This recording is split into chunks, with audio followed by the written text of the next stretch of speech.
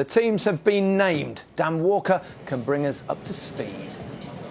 Thank you very much, Gary. Wonderful buzz down here at pitchside. About 5 degrees hotter there than it is outside the stadium. Let's show you then these two teams for the FA Cup Final 2017, starting with the Arsenal side to take on Chelsea.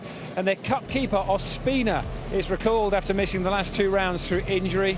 It's the first time this back three have started together. Mustafi ruled out, of course, and Mertesacker plays despite just 37 minutes in 13 months.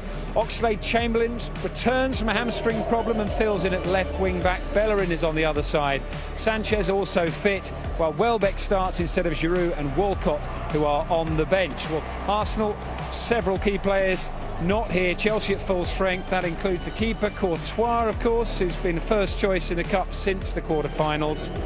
The Blues boast a pretty settled defence. This back three has started 28 of their 32 league games.